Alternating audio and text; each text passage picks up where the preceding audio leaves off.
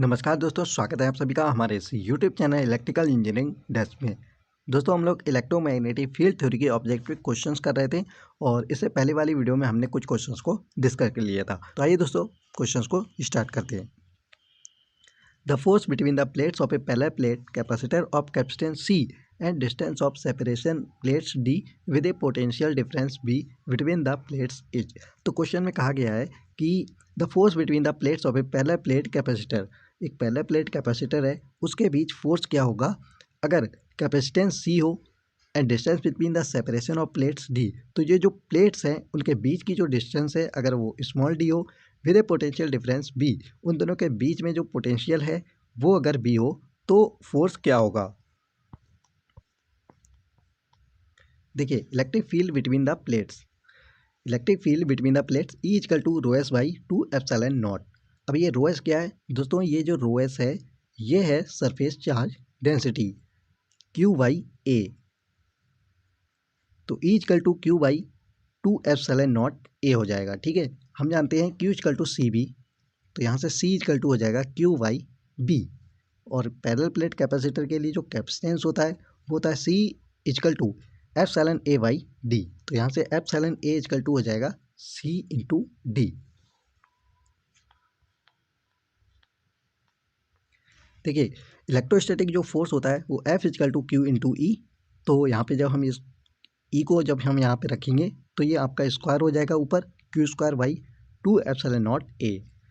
Q की value रखेंगे q equal to c v, तो c square v square upon 2 epsilon naught a. तो c से सी यहाँ पे कैंसिल हो जाएगा, तो जो फोर्स आएगा वो बचेगा C B square by 2d। तो यहाँ पर ऑप्शन ए जो है वो बिल्कुल यहाँ पे करेक्ट हो जाएगा। चलिए नेक्स्ट क्वेश्चन देखते हैं। Two capacitors have same capacitance 25 when in parallel and 6 when in series, their individual capacitors are. तो दो कैपेसिटर हैं जिन्हें अगर पैरेलल में कनेक्ट किया जाएगा तो वो 25 सी इक्विवेलेंट होगा, और अगर उन्हें हम सीरीज में कनेक्ट करते हैं तो जो सी इक्विवेलेंट आएगा वो 6 आएगा। तो ये कैपेसिटर की अलग अलग वैल्यू क्या होगी। When capacitors are connected in series, जब कैपेसिटर को सीरीज में कनेक्ट किया जाता है तो उसके लिए जो फॉर्मूला होता है 1/C equivalent is equal to 1/C1 plus 1/C2। तो सी इक्विवेलेंट आ जाएगा यहाँ पर C1C2 by C1 plus C2, और इसी की वैल्यू हमें दे रखी है 6। तो C1C2 इक्वल टू हो जाएगा 6 C1 प्लस C2। इसे हम इक्वेशन फर्स्ट दे देते हैं। When capacitors are connected in parallel, तो कैपेसिटर को अगर हम पैरेलल में कनेक्ट करते हैं तो उसके लिए जो फॉर्मूला होता है वो होता है C equivalent is equal to C1 plus C2 is equal to, इसी की वैल्यू हमें दे रखी थी 25। तो इसे हमने सेकेंड इक्वेशन दे दिया। ठीक है, आप जानते हैं ए माइनस बी का होल स्क्वायर जो होता है वो ए प्लस बी का होल स्क्वायर माइनस 4ab। तो इसी तरह से अगर हमें ए प्लस बी की वैल्यू पता है तो हम ए माइनस बी की वैल्यू यहाँ पर फाइंड कर सकते हैं इस फॉर्मूले को लगा के। तो यहाँ पे हमें C1 प्लस C2 की वैल्यू पता है, तो हम यहाँ से C1 माइनस C2 की वैल्यू यहाँ पर निकाल सकते हैं।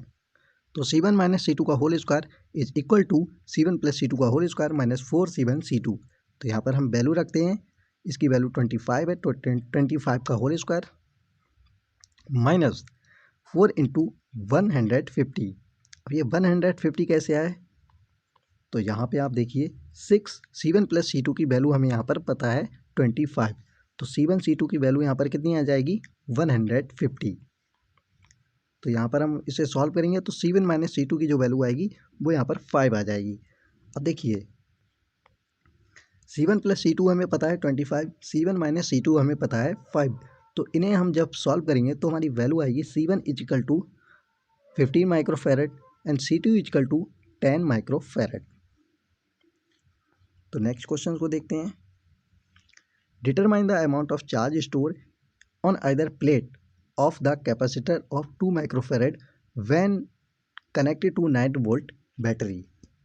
तो एक कैपेसिटर है जो कि 2 माइक्रोफेरेड का है, इसे अगर हम 9 वोल्ट की बैटरी से कनेक्ट करते हैं तो इसमें कितना चार्ज स्टोर होगा।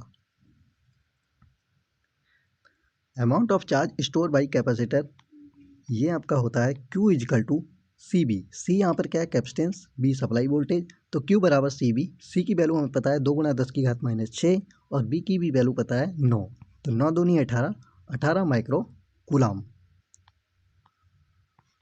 चलिए नेक्स्ट क्वेश्चन देखते हैं। When air pocket is trapped inside a dielectric of relative permittivity 5 for a given applied voltage across the dielectric, the ratio of stress in the air pocket to that in the dielectric is equal to।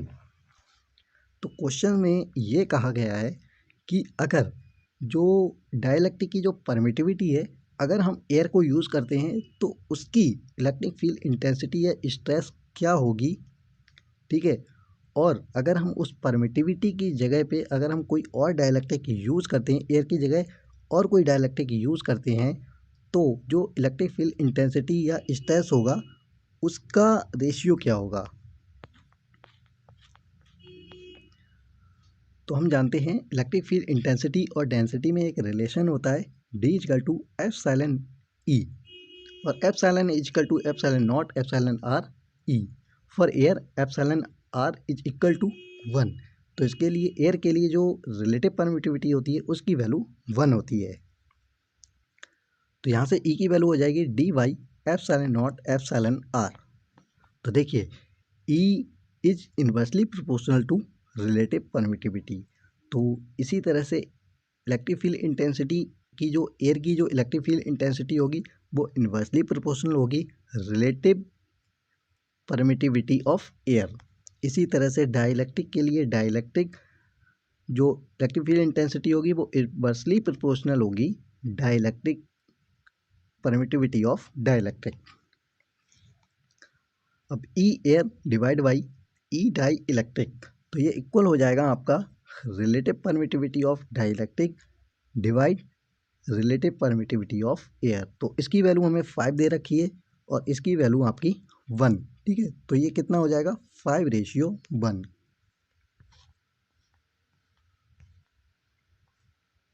चलिए next question देखते हैं। Which of the following describe the action of a capacitor. तो इनमें capacitor इनमें से कौन से action का वर्णन करता है। तो स्टोर इलेक्ट्रिकल एनर्जी। अब देखिए capacitor store energy in the form of electric field. Capacitor energy को स्टोर करता है in the form of electric field. अब एनर्जी का फॉर्मूला क्या होता है, तो E=1/2 CV²। कैपेसिटर में जो एनर्जी का फॉर्मूला होता है E=1/2 CV² या 1/2 Q²/C या 1/2 QB।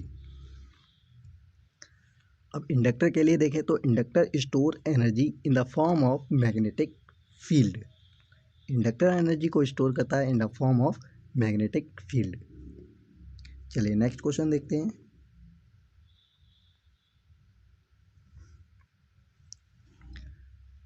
To obtain a high value of capacitance the permittivity of dielectric medium should be. तो हाई वैल्यू के कैपेसिटेंस को प्राप्त करने के लिए जो डाइलेक्ट्रिक की जो परमिटिविटी है वो होनी चाहिए लो, जीरो, हाई, यूनिटी। तो डाइलेक्ट्रिक की जो परमिटिविटी है वो हाई होनी चाहिए, क्योंकि देखिए to obtain a high value of capacitance the permittivity of dielectric medium should be high. For parallel plate capacitor के लिए जो कैपेसिटेंस होता है εA/d, ε=0 तो जो कैपेसिटेंस है वो रिलेटिव परमिटिविटी की क्या है, प्रोपोर्शनल है। तो इसी वजह से जो डाइलेक्ट्रिक है उसकी परमिटिविटी हाई होनी चाहिए कैपेसिटेंस को हाई करने के लिए। चलिए नेक्स्ट क्वेश्चन देखते हैं। 60 coulomb of charge passes through an electric conductor in 30 seconds. The current in the conductor is। कोई एक इलेक्ट्रिक कंडक्टर है उसमें आपका 60 कूलम चार्ज जो है वो पास हो रहा है कितने सेकंड में, 30 सेकंड में। तो उसमें जो कैपेसिटेंस होगा जो करंट होगी वो क्या होगी। देखिए Q = IT होता है, तो I = Q/T। Q की वैल्यू हमें दे रखी है 60 और टाइम हमें दे रखा है 30 सेकेंड। तो इसको सॉल्व करेंगे तो जो हमारी करंट आएगी वो आएगी 2 एम्पियर। चलिए नेक्स्ट क्वेश्चन देखते हैं। The vectors having the same initial points are called. ऐसे वेक्टर जो सेम इनिशियल पॉइंट से कनेक्ट हैं तो उन्हें हम क्या कहेंगे? पोजीशन वेक्टर, फ्री वेक्टर, को इनिशियल वेक्टर, यूनिट वेक्टर। तो इन्हें हम को इनिशियल वेक्टर कहेंगे। को इनिशियल वेक्टर्स आर टू और more vector which have the same initial point. को इनिशियल वेक्टर दो या दो से अधिक वेक्टर हो सकते हैं जो कि सेम इनिशियल पॉइंट से कनेक्ट होंगे। देखिए for example vector A B and vector A C are को इनिशियल वेक्टर। तो वेक्टर ए सी और वेक्टर ए बी जो हैं वो एक इनिशियल पॉइंट से ही कनेक्ट हैं, तो ये को इनिशियल वेक्टर होते हैं। चलिए नेक्स्ट क्वेश्चन देखते हैं। इस circuit component that oppose the change in circuit voltage. इनमें से ऐसा कौन सा कंपोनेंट है जो सर्किट में वोल्टेज को चेंज होने से रोकता है? तो वो कैपेसिटेंस है। ठीक है,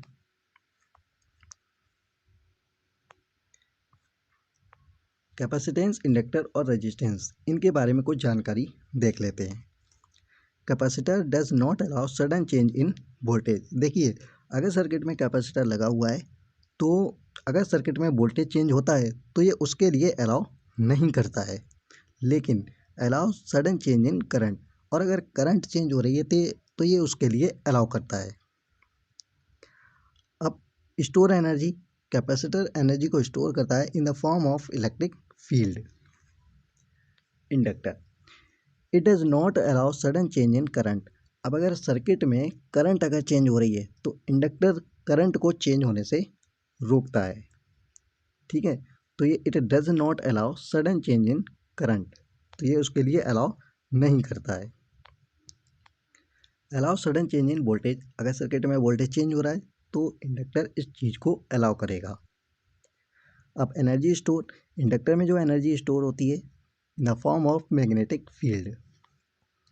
register it oppose the flow of current, तो जो रजिस्टर है वो करंट के फ्लो होने में रुकावट प्रदान करता है। तो ओम्स का लॉ क्या होता है? V equal to I R. चलिए नेक्स्ट क्वेश्चन देखते हैं। The amount of charge store in a capacitor is proportional to. तो कैपेसिटर में जो चार्ज स्टोर होता है वो किसके प्रोपोर्शनल होता है? तो वो यहाँ पर अप्लाइड वोल्टेज के इक्वल होता है। देखिए charge store between the plates of a capacitor Q is proportional to V। तो इसे जब हम हटाएंगे तो यहाँ पर एक कांस्टेंट आएगा, तो C equal to Q by B। अब energy store in the capacitor, capacitor में जो एनर्जी स्टोर होती है in the form of electric field, और E इक्वल टू हो जाएगा ये 1/2 CV² is equal to 1/2 QB is equal to 1/2 Q² by C।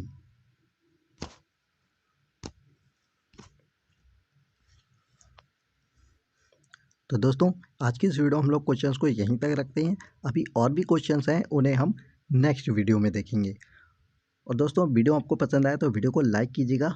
और दोस्तों आप लोग मुझे कोई सजेशन देना चाहें कि मुझे इसमें क्या क्या सुधार करना चाहिए तो आप लोग कमेंट करके बताइएगा।